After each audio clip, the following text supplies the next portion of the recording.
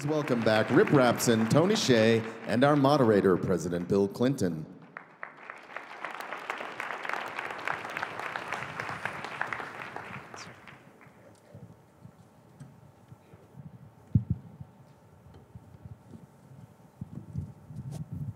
So first, weren't they good? I thought they were all so interesting. I want to continue the metaphor from the last appearance I had to make full disclosure. Audrey also worked in my White House, as she was the chief of staff for 2 chairs of the President's Council of Economic Advisors, including the current Fed chairman, Janet Yellen, and she was great. And she also was not old enough to vote when she worked for me. Rip, you know, is the Kresge Foundation's headquartered in Detroit, and I'm one of those crazy people that thinks Detroit can come back, which is why I hawk these Shinola watches I wear all the time. And Tony, who sold his first company when he was 24 years old for God only knows how much money, wrote a book about 4 years ago called Delivering Happiness, about how corporate culture could make work and life more meaningful. And I think that's really, really important. The thing that I have struggled with in the aftermath, even before the economic crash and all the stagnant wages, is that would become a metaphor for huge numbers of people in our country believing that every tomorrow was going to be just like yesterday. And I think that feeling is far more deadening than adversity. I've seen people, including many of you I know, and in my own family, well over half a century now, overcome massive kinds of adversity as long as they thought they could make tomorrow better than today. But if you ever get to the point in your life when you think every tomorrow is going to be just like today and yesterday, it makes it much more difficult. So I'd like to, and I particularly appreciate the fact that you're working in Las Vegas, where I have spent enormous amounts of time. My late mother thought she was going to Las Vegas when she died. She thought that's where heaven was. But it's a truly wonderful, diverse, rich environment that has been overlooked. People thought that it was just what it's famous for, and it's much more. So what I wanted to talk about a little bit, I want to start with let's start with Rick. What do you mean when you say we need place-based approaches?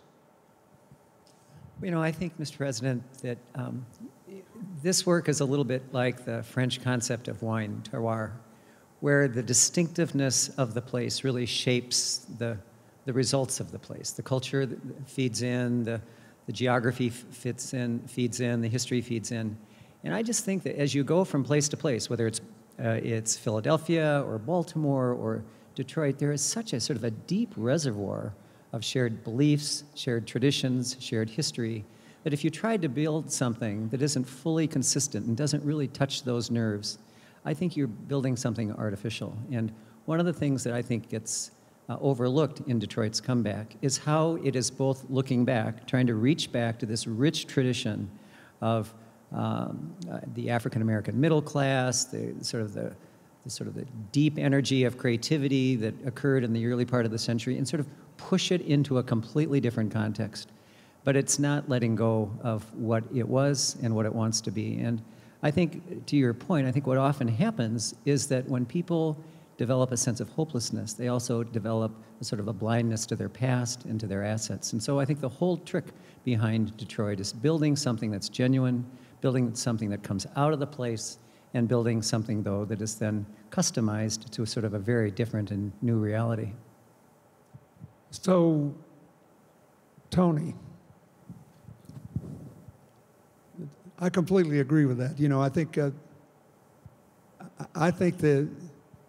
the virtual reality and the possibilities, particularly the entrepreneurial possibilities and the empowerment possibilities of the internet, may deepen the uniqueness of our identities, not erase them. But I wanted to ask you about that. It's the thing that I think is interesting is you've been involved in these two great internet enterprises, and Lord only knows what else, and yet you have tried to create a structure of physical community that is more dense, more rich, and creates, so you don't have to prescribe what happens. You just think if enough of these contacts happen, you'll create a different culture, and out of that, something will emerge. So what do you think the relationship to the virtual economy and its potential is to actually reestablishing a sense of identity that you create in the communities you're trying to establish? Talk me through that, because a lot of people think that the virtual economy is going to obliterate communities, and you seem to think that it creates even stronger cultural ties if you do it right.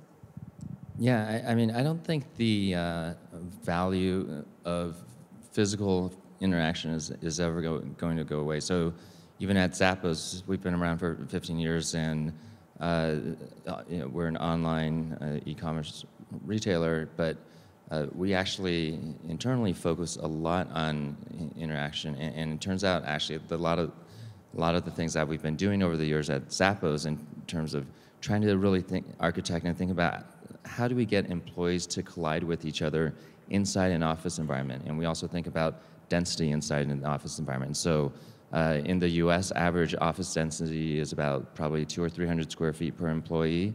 We're actually at less than 100 square feet per employee, and the reason that's important is because research has shown that if you sit twice as far away from someone in an office environment, you don't see them half as often. You see them half as often squared, so a quarter as often. And then we also do weird things like we really think about prioritizing collisions over convenience. And so there's a parking garage, for example, where when the city used to own it and the building would park there, go across the sky bridge, and then wind up inside the building. We actually decided to shut down that sky bridge, which forces our employees out onto the streets and sidewalks, more collision opportunities with each other and with the community, and we really try to apply that same philosophy at the city level too. And I guess my background in trying to do that, the reason for trying to do that at the Zappos level is really to take company culture to the next level, to have employees have these innovative but unexpected conversations. And 10 or 15 years ago, I was throwing a lot of different types of parties, and I would always notice that at a lot of parties, the first bar that people go to would always be the most crowded. And so if there was a party with multiple bars, what I would do is actually shut down the first bar for the first hour. People will always find the alcohol, and then open it up an hour or two later, and that promotes circulation within the party. And so we'll do that type of thinking and the office level to get employees to circulate amongst themselves, and same thing at the city level. So I don't, 4 or 5 years ago, I was not at all remotely interested in urban planning, and I guess from my perspective, it more feels like just trying to throw a big 24/7 party. So.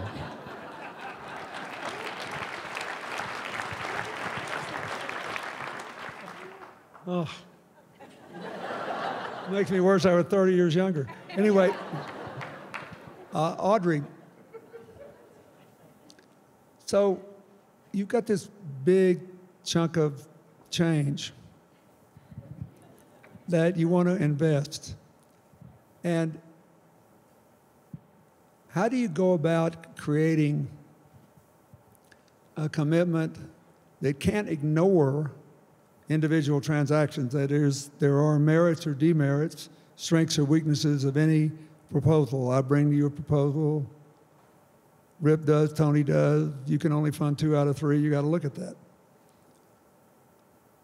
But how do you adjust the business climate of a financier to orient it toward community-based solutions as opposed to racing ahead with a national program or just looking at each loan as a one-off? That's a great question, and it is something that we are constantly thinking about. For us, I think the answer that we're trying to evolve is around sort of thinking about themes, right? Because as you said, we can't take on every transaction, and we can't certainly do one size fit all. But I think what we've been doing, whether it's with the health work that we've been doing with RIP, the public transportation related work, is saying, let's experiment with what are the different drivers that really impact the quality of life in a community. So whether it's access to healthy foods, whether it's access to health care, and are there sort of archetypes that you can start to think about of who were the sources of funding and who were the partners? And so that's why what we've done is these funds where we actually pretty atypically don't say this is just for Detroit or Philadelphia. We say, look, this is for any project that wants to really push the needle on integrating healthcare with, with housing or integrating other services. And I think ultimately what we're trying to do is trying to say, how do we figure out what are the patterns that are going on that actually work? And so, on a slight digression, I love what the place-based change.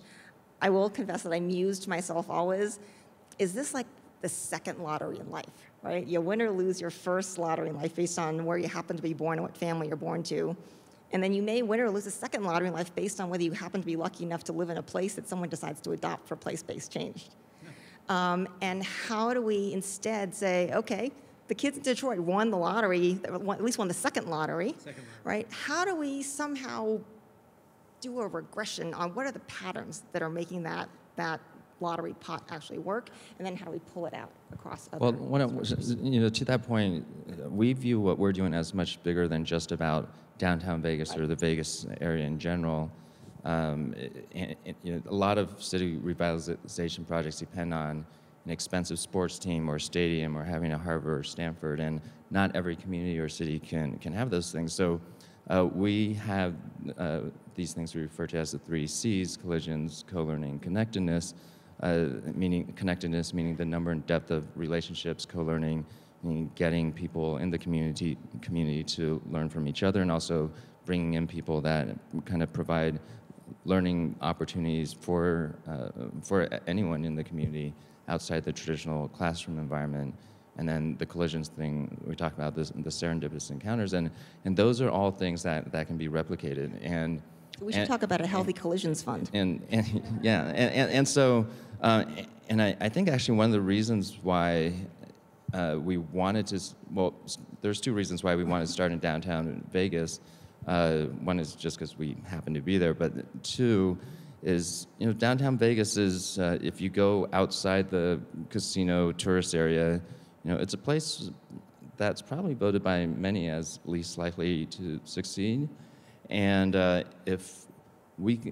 guess we're kind of inspired by the story of the 4-minute mile, where, the short version, for the longest time, people thought it was impossible to run a mile in 4 minutes. And then in 1950-something, this guy named Roger Bannister broke the 4-minute mile.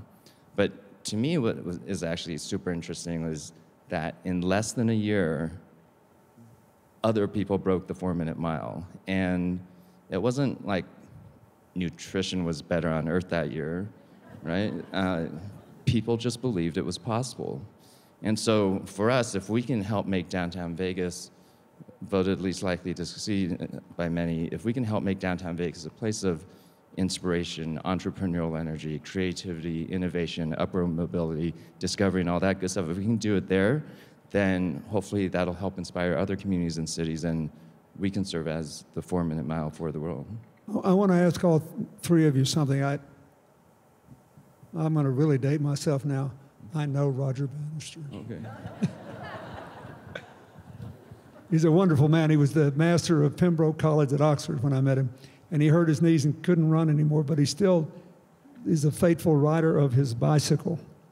Here's what I would like to ask you. Suppose I gave you this probe, because it seems to me that a certain amount of density matters, for example, for your cultural, that you just talked about when you move people further away, there's a multiple of the level of contact. Well, except, and I didn't have a chance to, it was on the slide, I didn't have a chance to explain. You need density, places for them to collide, and the third ingredient actually is, I think, the hardest, but also the cheapest and the one that gives you the most leverage, which is a culture of openness, collaboration, and sharing. So if people are twice as likely to talk to each other, then maybe you only need half that residential density. And so that's something we focus on. Okay, now suppose I kidnapped all of you today just for a weekend or so, and I took you to a meeting of community activists in the 3 or 4 counties in West Virginia that will be most hard hit if the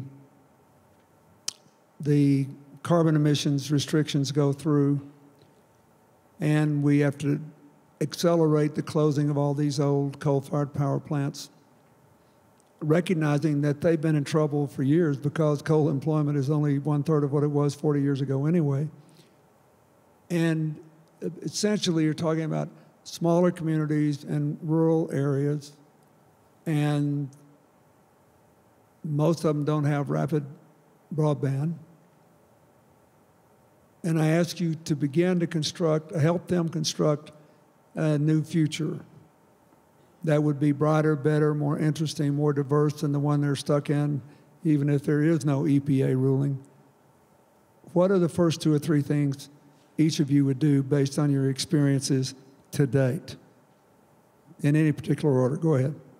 You know, as you describe that, Mr. President, it's not so terribly different from Detroit, is it? I mean, essentially, the complete contraction of an industry that employed hundreds and hundreds of thousands more people, a rethinking of how they use land, sort of a repositioning of the role of small business initiative. I mean, I think what I would do if I were just to do what Audrey suggested, which is to try to sort of extract from other experiences a couple of things that work, would be to sort of sit them down and sort of say, all right, if you strip to its essence what this community is good at, is it resilient? Do you make things? Do you have a particular engagement with the natural order? I mean, what is it that you do? And let's sort of rebuild with a different algorithm the kinds of things that play to your strength. And I know that's sort of high level, but you know, in Detroit, we didn't have that. I mean, it was really only 5 or 6 years ago that that community sort of sat down and said, where we've been just doesn't work on a bunch of different levels, right? Too hard a life circumstance for too many people. So what do we want to be? And so I made reference to this in my talk, that we spent 4 years trying to create some kind of community consensus around where we ought to go. What would you do, Audrey? I hauled you to West Virginia tonight. I know. Look, you know, I think one of the things that I would do, and this probably reveals my sort of policy wonk roots, is looking at, first of all, frankly, all the different siloed buckets of resources that are out there, right? Because there's a lot of invisible subsidies that have been buried there for years. There's all sorts of things, and I think if you actually look across those things, I think there could be a way that you could actually bring those together, and you really sort of craft a structure whereby you say, let's find the philanthropist who does care the most about this. Let's take all the government programs of all these different agencies, and then let's figure out what is the missing thing. And is there something that you could actually devise, some sort of financial vehicle that helps pull them together and really pull those resources to where they're most needed? What would you do? So I guess my short answer is I don't know. That's the right answer. And but I guess because every community, every city is completely different, and so I don't know if you can come up with one generic answer. I would say the lens that we would look through it would be those 3 C's, and really think about, look at what's in the community and actually, the wisdom of the crowds is always smarter than any smaller than me or you and or small group of experts. And so I would ask the crowd, challenge the crowd, how would you increase more collisions? How do you get people in the community to talk to each other and learn more from each other, the co-learning part of it? How do you build more, how do you increase both the strength of your connection, the number of connections you have, and the depth of those connections, and combine with diversity and density? And I think, and I don't mean diversity in kind of the traditional legal HR or political means of diversity, but really how do you get diversity of opinion, diversity of thoughts. I think a lot of, especially probably smaller communities, are actually very insulated. Like if a random person from out of town goes in, it's who is this person, blah, blah, and you kind of have to earn your way into the community. And for me, what really sold me on the downtown Vegas community is if some random person comes into town and they see them, say, 2 or 3 days in a row, they'll say, hey, what's going on? Where are you from? And then learn their background, and then they'll say, oh, well, you should meet this guy and this guy and this guy. And really, I think the culture there is really about getting them integrated in the community rather than kind of, this is the community that, and why are you trying to invade our community, which seems to be a common response. And the same thing is, I would say, is like if there's ideas that come from the outside, we actually host about 100 people a week. We have a bunch of furnished apartments we've set up as free hotel rooms. And when people come in, we actually just ask them, we'll pick 15 or 20 of them randomly and say, hey, as long as you're in town, do you want to give a free, say, 15, 20-minute talk to the community? And so that becomes ongoing free content for the community every week, makes the community smarter, helps bring in new, fresh ideas. And I think the freshness of ideas and people is something that is what will get any community or city smarter. There's a question here we got on Twitter. How can we ensure that these local opportunities, including funding mechanisms, reach the most vulnerable people in every community? So that you don't, we know that even if you go into a low-income community, that the intelligence and the willingness to work hard are pretty well evenly distributed. But what about people who've been so beat down by life that they only have low incomes, they have low expectations?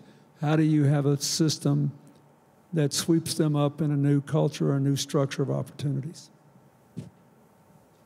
It's been a huge challenge in Detroit, convincing people who have really not seen these kinds of life opportunities, believe that it's real. I mean, I think Tony's right. You know, person after person comes in with a new plan or a new meta idea of some kind. And until the folks in the community can actually see themselves in the solution, it doesn't take. And so one of the very simple things that we did when we designed this Detroit Future City Plan, this sort of blueprint for land use, was to make sure it was sort of undergirded by this extraordinary community engagement process where we spent 2 years, going into people's living rooms, church basements, and everywhere else and saying, what are the 4 or 5 things that you need in order to feel that you've got some faith in the future? And then you sort of figure out how you resource to those challenges. And I think we've done at least the start of a pretty good thing. And all of a sudden, this plan, it's a little hokey, but I mean, people are calling it the People's Plan because it actually came out of these communities in a way that seems genuine to them. I would also want to, in some ways, flip the question, sort of inspired trying to, what are you saying about inspiration? I think the question needs to start being, how do we stop thinking about the most vulnerable as the most vulnerable? And how do we start thinking about what do we do to actually turn this into productivity and really give them that promise? If you think about, the 4 billion people on the world who live on less than, $4, $8 a day, it's like a $5 trillion market just for their consumption. But if you think about them, once they're empowered with cell phones, with information, with access, that's a huge, huge untapped human resource. And so I think that from our position as sort of Institute for Sustainable Investing, one of the things that we're trying to do is say, one of the ways that you reach more people with more services is actually if you drive tons more dollars into looking at these as opportunities, right? So if you start thinking about not the, how many billion is it in philanthropy total? But the capital stock of the world is $200 trillion, right? So if we could get 1% of the $200 trillion capital stock to start thinking that all these things we've been talking about is not philanthropy, it's not CSR, it's not do something for the vulnerable, that is the growth market of the future. And we are going to be the smartest investors if we actually harness that. I was just going to say before Tony answers that this is something that I meant to do here at CGI America that we didn't have time to put together. But a few weeks ago, last 3 or 4 weeks, the cover story in the New York Times Sunday magazine was about how to reduce the high college dropout rate of vulnerable populations.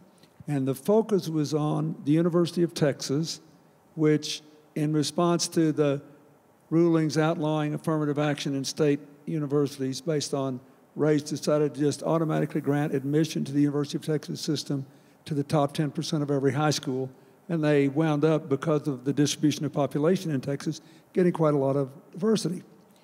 And they found this guy who was, I think, a physics professor at Texas who grew up in a really poor environment.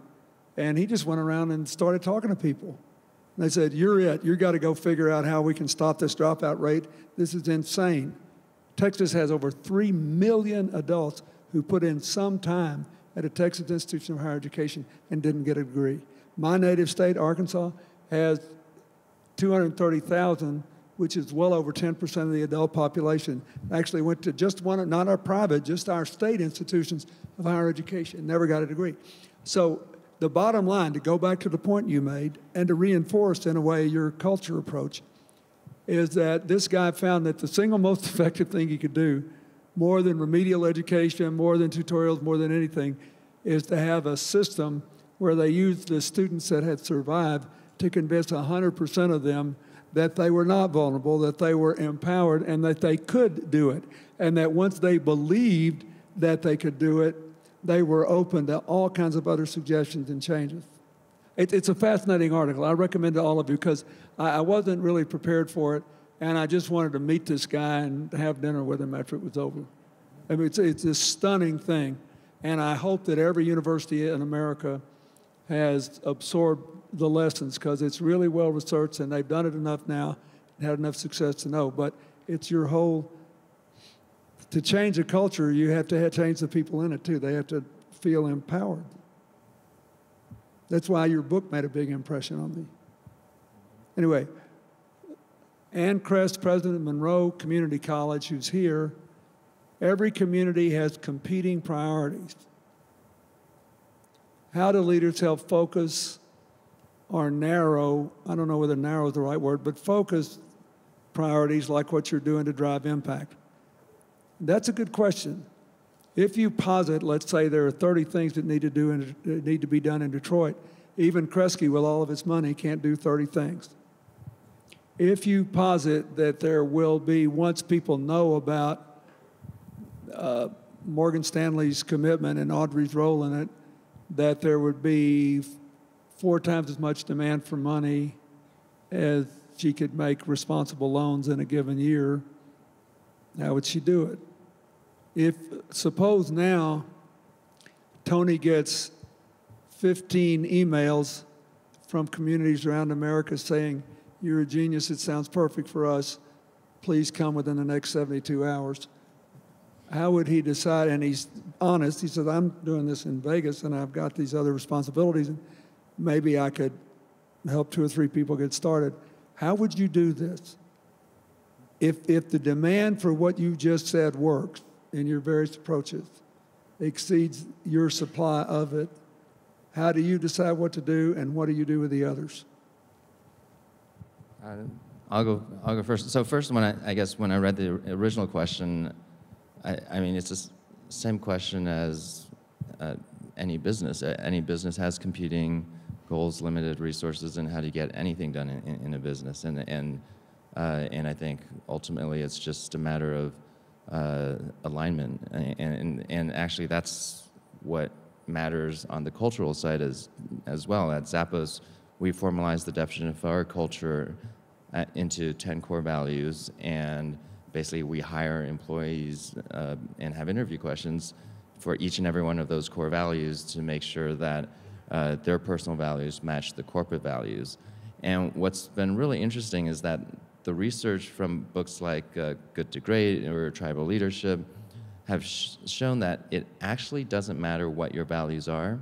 What matters is that you have them, and the power actually comes from the alignment of those values. So I would say whether it's figuring out things on the business side or the community side, it's less about how do you choose which one is the right one. It's how do you get the most people to align around whether it's one or two or three things at a time, and then execute and focus really well on them.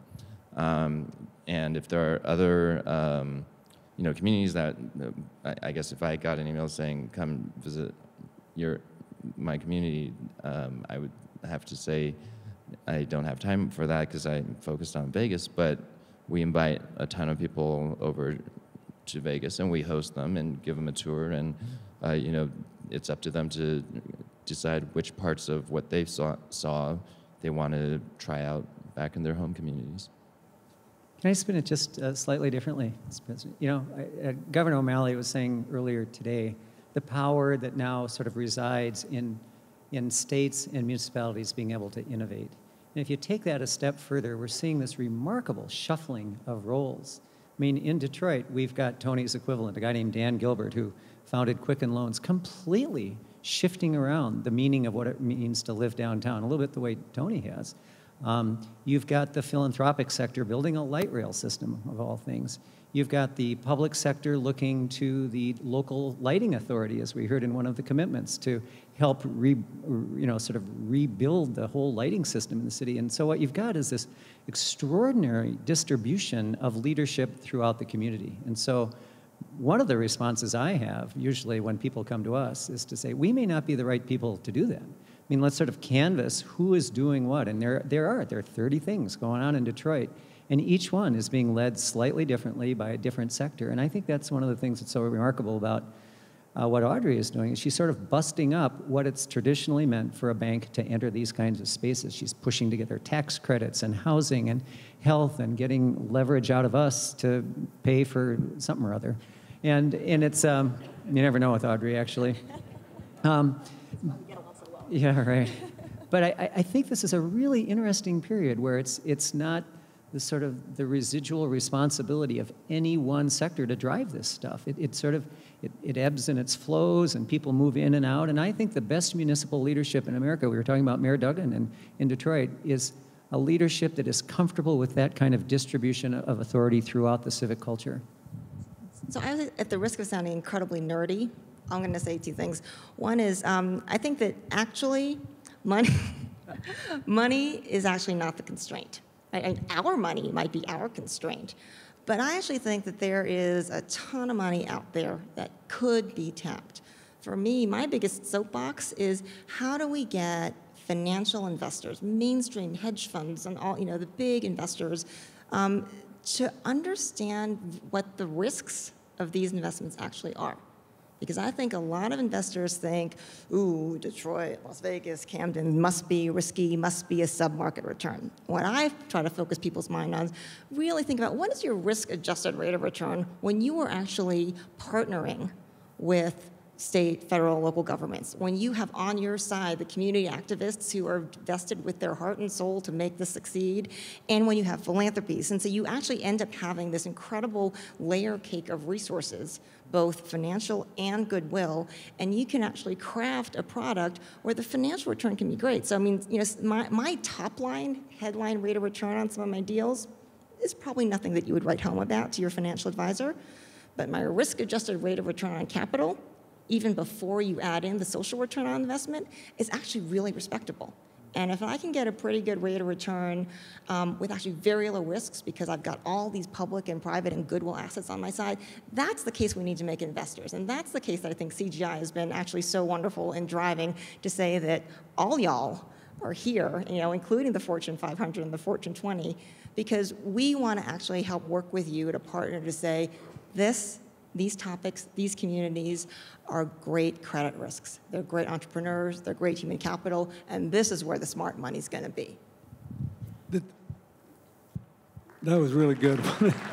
I just want to, in general, first I think this whole thing is really important. I think we have generally underestimated the risk associated with twiddling our thumbs on climate change and resource destruction. And if global civilization actually makes it through this turmoil, we may wind up crediting the insurance companies of the world for saving our bacon, because they have to assess risk in a much more clear-headed way. Otherwise, they're all going to get broke. You know that in the last 2 decades, it's the only time since insurance was invented and widely shared that insured losses from natural disasters have tripled over the previous decade. So 2 decades in a row that happened. And as a result, if you look at like Swiss Re, which is their American headquarters, it's 10 minutes from where Hillary and I live, you know, they're basically telling a lot of these coastal communities, if you expect to get any kind of insurance at all, you've got to become resilient. You've got to build back, build up, dig down, you know, do stuff that makes sense and quit playing like this is not happening to you. We have consistently underestimated the risks of ignoring human potential, leaving blighted neighborhoods and cities, underestimating the capacity of clever people to diversify the economy. From an outsider's point of view, your creation of a new culture in Las Vegas is the best thing that could ever happen to them because it would dramatically diversify their economy and also hopefully cause the state to reconsider their ill-timed withdrawal of all the clean energy incentives. If in Nevada, all of Nevada ought to run on the sun and the wind. It's the craziest thing I ever saw. You just need a few battery-driven storage places and a couple of generators, but it's all related to this cultural creation. I do have to say just one little thing, because I promised 2 people who asked me to do it, because Audrey has really used the new markets tax credit a lot. She mentioned that in financing thing. It was established when in my last year. It was totally bipartisan. I had as much Republican support as Democratic support. It is the only device that could be used to finance a development in inner city Las Vegas, or this wonderful Denver project I visited for the homeless, which provides health services, mental and physical, and 78 apartments, and gives a 39% tax credit to private investors. And you can do it with public institutions or non-for-profits by setting up a separate vehicle. Anyway, its work has gotten $60 billion of investments, and it's only cost the Treasury about $4 or $5 billion in tax credits because of the leverage factor, and it expires this year. So if any of you on the way out the door, make yourself a mental note, write your member of Congress and senator and tell them to extend the damn thing. We need it. But I want to come back. One thing I think that people who think of themselves as political liberals tend to do is to want there to be only policy suggestions, and we should have policies that reinforce the culture that gives us the best outcome. Because the mistake in the political debate is if one person says, well, this policy is a one-size-fits-all thing, which is just what you got through talking about, and it'll work everywhere. Or they say, well, culture and values are all that matters. Look at me, I made it, and I was born without a nickel to my name. And culture is basically necessary but not sufficient for a lot of people. So what Tony's tried to do is to create a culture that will maximize contacts and create creativity and, you know, maximize possibilities. So I think that one of the things I hope you've gotten out of this conversation from them, at least I have, is that they've got both culture and policy. And they're basically in the people business, unlocking all this potential. I found it fascinating, and I'm grateful to all 3 of you. But we got to go. We're out of time. But I do want to give each of you a chance to make one final statement, if there's anything you'd like to say. Or have you said it all? You can't admit that. I have now you'll have said to it all, but you know, one thing that the audience may not know is the power of the president's endorsement still matters. He came to Detroit about 3 or 4 weeks ago to meet with our new mayor, and went to a small business that now makes watches. And under the tutelage of a Swiss watchmaker, you've got 200 native Detroiters making high-class watches. And when the president bought, I don't know how many you bought, Mr. President, 20, 30 of these watches, whatever it was. My group did. I bought 14 of them now myself. Oh, you really did? Yeah, and Oh. in 2 different runs. I bought 5 at Christmas and 9 when I was there, and I just give them away and hope that I'll make you more customers. I had no idea. I thought I was just pulling his leg. But my only point is that for a community that is struggling to get back on its feet and sort of resurrect the kind of hope that it needs for the future, the power of this president to come and visit and affirm the community's direction was really powerful. So thank you, Mr. President.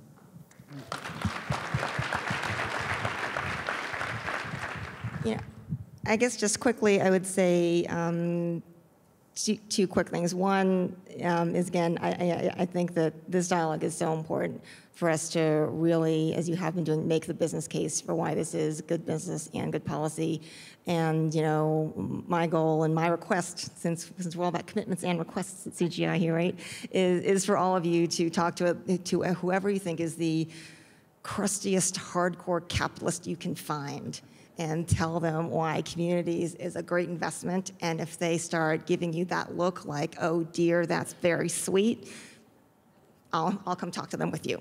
The only other thing I would say about public-private partnerships is, again, I think a lot of us spend a lot of time talking about sort of the holy grail of public-private partnerships, or do we want public-private partnerships? And I just think some of the deals that we've done reminds me that, frankly, everything we do is a public-private partnership. It's just that sometimes they are accidental, dysfunctional, horrible public-private partnerships where things get dropped in the lap of public policy, and then people complain the government doesn't do it right. I think, you know, back to the point of one of the earlier panels this morning, even if you don't like how government is doing now, it doesn't mean that we aren't able to actually say, you know what, we have the ability to actually redo this public-private partnership that is messed up right now because we are part of it. And so, again, you know, some of the deals that we've done, we've actively said we want to take the city out of the role of, you know, last recourse emergency and really try to partner. And I think it's a really exciting laboratory for us to try to do that together.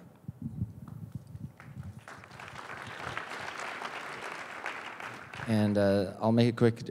I'll just say, don't be shy about emailing me, tony@zappos.com. I showed 5 slides. I actually have a whole thing that's, I think, 150 slides. And or if you want to set up a tour next time you're in Vegas to see this side of downtown Vegas that most tourists don't know about, we can get that set up as well. And I have a plane to catch, so thank you. Go. Let's give them a hand.